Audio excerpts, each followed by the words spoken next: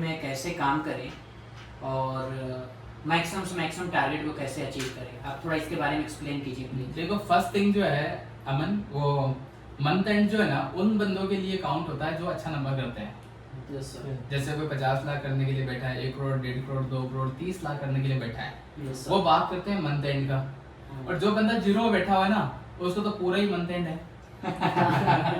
Yes सही बात है। सर। तो अगर जिसके पास जिसने 30 लाख कर लिया है उसको पता है कि मुझे 50 में 20 लाख मुझे और चाहिए। Yes sir. अब अगर उसके पास में कोई कस्टमर है, जैसे वो बोलता है 28 तारीख को लूंगा, 27 को लूंगा, 30 को लूंगा, तो ये क्या है उसका मंथ एंड में एक बैकेट बोलते हैं ना, बकेट, एक बकेट है ये कि भाई ये 20 लाख वहां से आने वाला है। अब अनफॉर्चुनेट है, हम एक अंदाजा लगाते हैं विष्णु कि भाई वो बंदे ने 20 लाख वाले कस्टमर के घर में कोई डेथ हो गई या कोई इमरजेंसी है, कुछ हो गया, उसने बोला अभी नहीं लूंगा, तो जिस कस्टमर के भरोसे आप बैठे हो ना मंथ एंड में, उसका क्या होगा, कहानी खत्म हो गया तो फिर वहाँ पे हमारा नहीं हो पाता है। ठीक है। अब आप क्या करेंगे, सबसे पहले मॉर्निंग में आते ही मेरा ये मानना है फ्रेश माइंड से एक फ्रेश अच्छा कस्टमर निकालो। Yes fresh customer. सही कह रहा हूँ मैं आपको। सबसे पहले आप न्यू कस्टमर निकालो, न्यू कस्टमर को सर्च करो। इससे क्या होगा, मान लो कि कल आपके पास 2 फॉलोअप थे, आज आपने 2 और निकाल दिए, तो परसों आएंगे तो कितने हो जाएंगे, 4। फिर 4 आपके पास है, परसों आप आए और आपने 1 निकाला तो कितने हो गए, 5।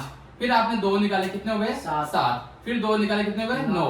ऐसे करते करते अब आपके पास 20-30 की फॉलोअप है। 20-30 कस्टमर ऐसे हैं जिनको जो बोल रहे हैं आज डॉक्यूमेंट दूंगा, कल डॉक्यूमेंट दूंगा, परसों डॉक्यूमेंट दूंगा, ऐसे हैं। Yes sir. अब आप क्या कर रहे हैं, आपका सबसे मोस्ट इंपॉर्टेंट काम एजेंट सेल्स में, मैं अपने एक्सपीरियंस के अकॉर्डिंग बता रहा हूँ, वो है ऑलवेज न्यू सर्चिंग।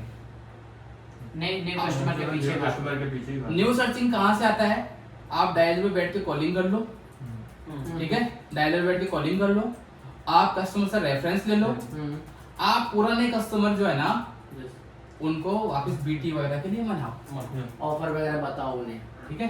तो ये 3 तरीके ऐसे हैं जिसमें डायलर से आप नया कस्टमर निकाल सकते हो, आप रेफरेंस से एक नया कस्टमर ले सकते हो, आप पुराने कस्टमर को बीटी करने के लिए मना सकते हो। तो ये तरीके है कस्टमर निकालने के। देखो जब मेरे पास में कस्टमर ज्यादा है, पाइपलाइन है, तो मैं अच्छा बिजनेस कर सकता हूँ। ये बात बिल्कुल सही है सर, पाइपलाइन होना जरूरी होता है मंथली में। मोस्ट इम्पोर्टेंट चीज होता है हमारा पाइपलाइन बनाना, जो हम स्टार्टिंग में काम करते हैं उसके बेसिस पे।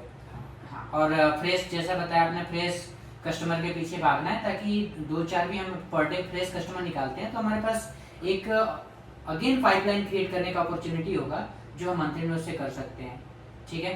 और जैसा कि आपने फिर और बताया, रेफरेंस दे सकते हैं हम कस्टमर से जिनको हमने दिया है, और हमारे पुराने कस्टमर से बीटी करवा सकते हैं, तो ये बहुत अच्छी बात है। नेक्स्ट और कुछ बताइए। अभी देखिए, अब जैसे आपके पास में कस्टमर है, आप पूरे महीने से उनको फॉलो कर रहे हैं और वो कस्टमर आपकी सुन नहीं रहे हैं। हाँ, ये क्वेश्चन बहुत इंपॉर्टेंट है। जैसे बोलते हैं अरे मैं आपको डॉक्यूमेंट भेजता हूँ, अभी नीड नहीं है, बताता हूँ, मैं वाइफ से बात करके, उससे बात करके बताता हूँ, ये वो ऐसा बोलते हैं ना। अब आप उसको कॉल करेंगे ना तो उसको पता है कि ये दोबारा फोन कर दिया, आपको बहाना ही देगा। आप फ्लोर पे कोई लड़की जो अच्छी कॉलिंग करती है, उस लड़की से आपने कॉलिंग करा दी, आपकी टीम में कोई लड़की है उससे कॉलिंग करा दी, बता के कि कस्टमर से मेरी ये बात हुई है और ये कस्टमर मेरे को ये बोलता है, ठीक है। तो वो अपनी तरफ से एक अच्छी बैंक चूज करेगी और कस्टमर को कॉल करेगी।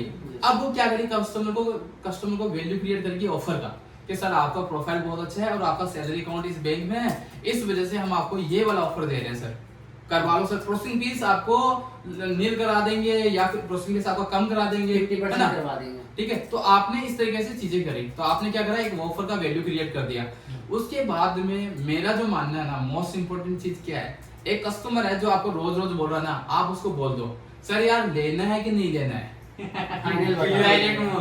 सर लेना है कि नहीं लेना है, आप मेरे को बना रहे हो कि सच में ही, क्योंकि मेरा मैनेजर बोल रहा है कस्टमर तेरे को बना रहा है, तो कस्टमर बोलेगा भाई एक काम कर, दूसरे को कॉल कर ले, है कि नहीं, मैं तेरे को बना रहा हूँ, दूसरे को कॉल करने नहीं चाहिए मेरे को, बोला कि नहीं बोला।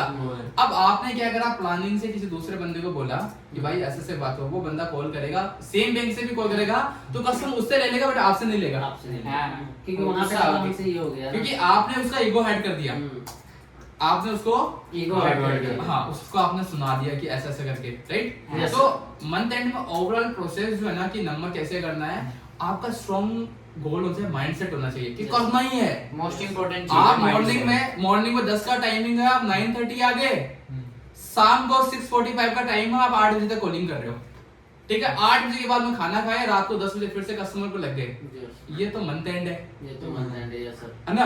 अदरवाइज आपको टीएल आके डांट रहा है तो आप कॉलिंग कर रहे हो, मैनेजर आके डांट रहा है तो आप कॉलिंग कर रहे हो, Yes. कोई आपको 4 बात सुना रहा है तो आप दूसरों को दिखाने के लिए कॉलिंग कर रहे हो, तो आपका मंथ एंड नहीं है बेटा, Yes, sir. ये मंथ एंड नहीं है, ये वो तो तो तकलीफ शॉप है, करना होता है, दिखाना होता है। है ना।